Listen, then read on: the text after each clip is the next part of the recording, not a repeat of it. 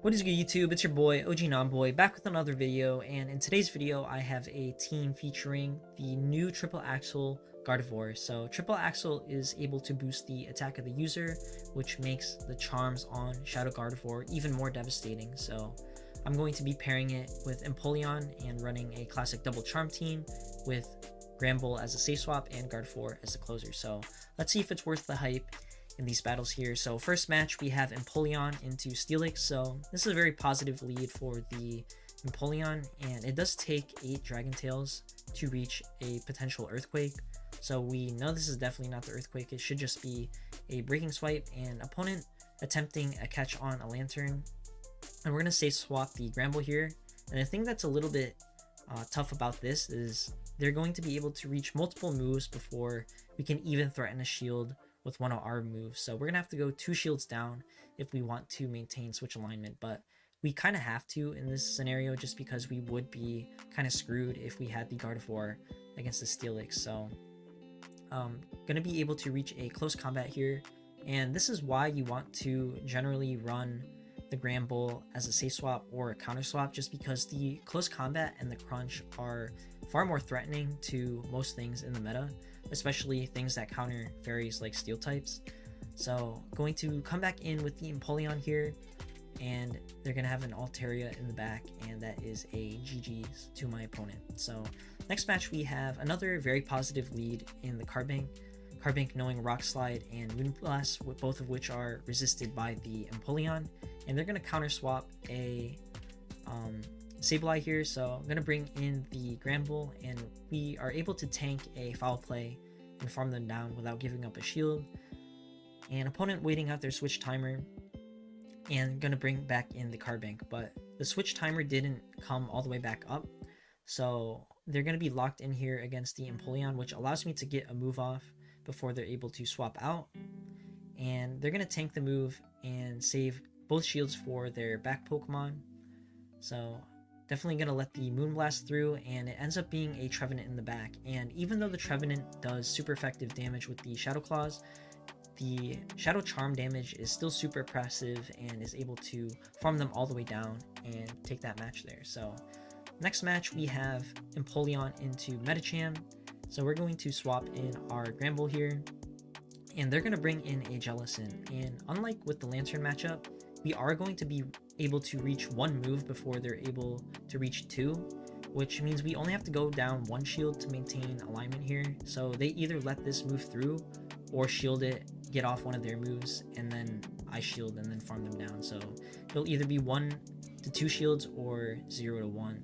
And opponent electing to let the move go through, and they're going to bring in the Diggersby here. So going to align my Empoleon to the Diggersby, as aligning it against the Medicham is obviously not a good idea, and we're going to have to eat a Scorching Sand here since we do also want to save a move for, or a shield rather, for the Gardevoir. And opponent making a nice snipe on the Empoleon, and also I miscounted here. It was only 5 counters, but I didn't trust my counts at the time, and I didn't want to have to tank a move.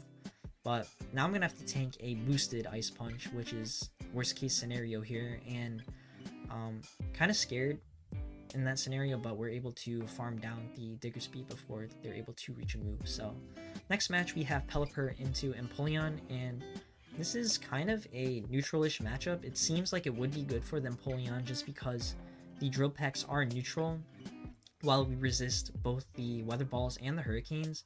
But as you can see here, they're just getting to the Hurricane right after we get to the Drill Peck, and it does just about as much damage as our neutral Drill Peck. So we're going to swap in the Gramble, and opponent swaps in a Hitmontop, which is not an answer to a Granbull. And we're going to tank the triple AXEL here and not have to give up a shield. And opponent bringing back in the Pelipper, we're able to get 1 charm off. And now we're going to bring the Gardevoir in to get ahead on energy and hopefully get to a triple AXEL finally in this video. And they actually have a Registeel in the back, so we're going to see if a Charmer can take down a Steel type. So opponent reaching the Zap Cannon, and they don't get the debuff, so we're going to actually get to see some boosted action here. Able to reach the triple AXEL. Opponent shielding it because they kind of have to shield something, even though it is resisted. And opponent reaching the next move, but At this point, it looks like we're going to be able to farm them all the way down before they are able to take us out, and the opponent realizes that and concedes the match. So final match here, we have the Noctowl into Empoleon, and I'm going to stay in here a little bit, but we're going to want to swap out at some point just because we are running an ABB team. So we have to bait something out to protect our last Charmer. And I'm going to throw the Hydro Cannon here and then pivot into the Grand Bull. So opponent staying in here, and we're able to farm the Noctowl all the way down. And opponent brings in a Quagsire, and they're only throwing after 5, which means this can only be a Mud Bomb. So I'm going to go ahead and let this go, and I'm going to throw off the Crunch here to fish for a potential debuff.